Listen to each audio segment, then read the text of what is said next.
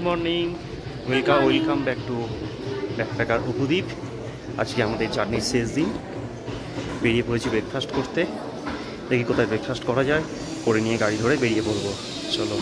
আচ্ছা, তো আজকে আমরা ব্রেকফাস্ট করতে চলে এসেছি টম অ্যান্ড জেরি ক্যাফেতে। চলো ঢুকে দেখাই ভেতরটা।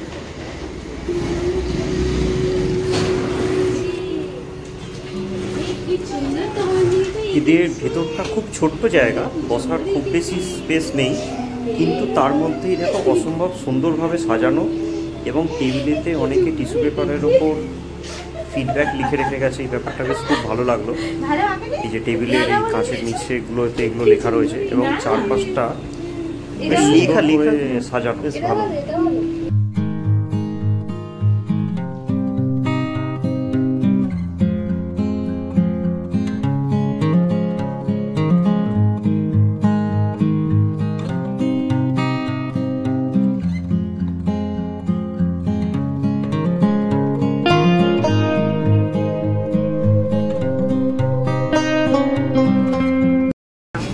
আমরা অর্ডার করে দিয়েছি চিকেন চিজ স্যান্ডউইচ, টোস্ট, ডিম টোস্ট, সব মিলিয়ে মিশিয়ে অর্ডার করা হয়েছে।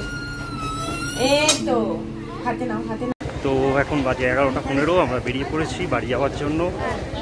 গাড়ি খুঁজতে মেলের কাছাকাছি চলে এসেছি।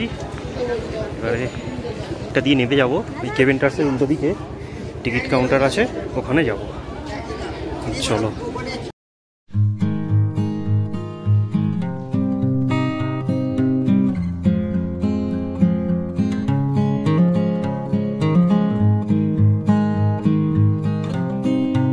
আমরা আছি এই হোটেলটার সামনে। কুমকাটা পেরিয়ে এসে এখান থেকে শেয়ার গাড়িগুলো ছাড়ছে। এনজেপির গাড়ি পাইনি, শিলিগুড়িটাতেই যাচ্ছি, 300 টাকা করে পেছনের সিট আছে। চলো উঠে পড়ি। তো আমরা দার্জিলিং থেকে জাস্ট বেরোনোর পরেই ঘুমের কাছাকাছি পর্যন্ত প্রচণ্ড জ্যাম পেয়েছি। তো এই জ্যামটা পেরিয়ে চলে এসেছি, এখন এবারে পুরো ফাঁকা রাস্তা। এবং যেতে যেতে তোমাদের সাথে একটা ইনফরমেশান শেয়ার করে নিই।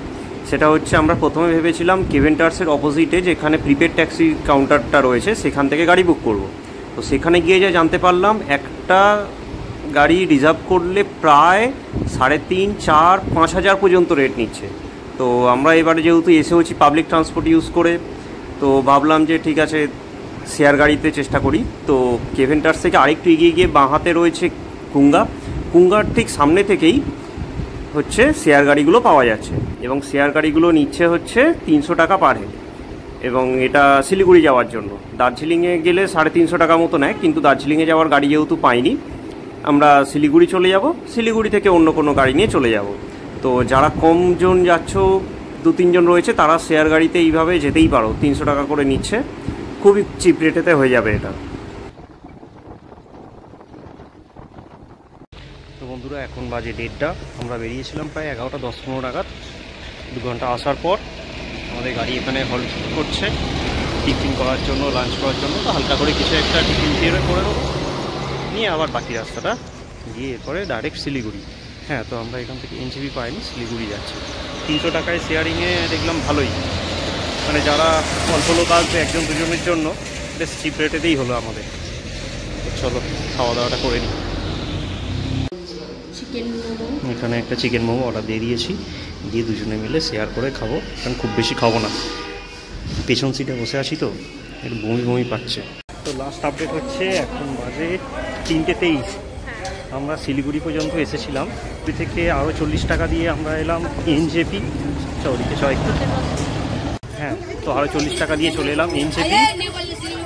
দিয়ে তারপরে আমাদের দেখলাম টিকিট কনফার্ম হয়নি, ওয়েটিং লিস্ট 1-2-এ ছিল, তাও গিয়ে কনফার্ম হয়নি। লাস্টে জেনারেল টিকিট কাটলাম। এটাই জেনারেল টিকিটে জার্নি করবো, এই প্রথম জীবনে আমার যে জেনারেল টিকিট কেটে এতটা দূরের জার্নি করবো।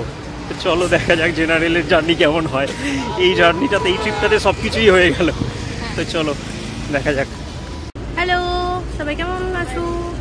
আবার বাড়ি ফেরার দিন, সেই রেগুলার রুটিন সব শুরু হয়ে যাবে আর কিছুক্ষণের মধ্যে।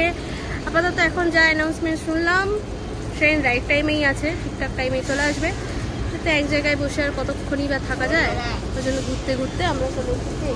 একটু ফটোশ্যুট করে নিলাম নিউ জলপাইগুড়ি স্টেশনে। আপনি কিছু বলবেন? না, কি আর বলবো, ট্রেনের টিকিটটা কনফার্ম হলো না, একটু মন খারাপ, কিন্তু এক্সাইটেড লাগছে যে প্রথমবার জেনারেল টিকিটে জার্নি করব। তো দেখি কেমন লাগে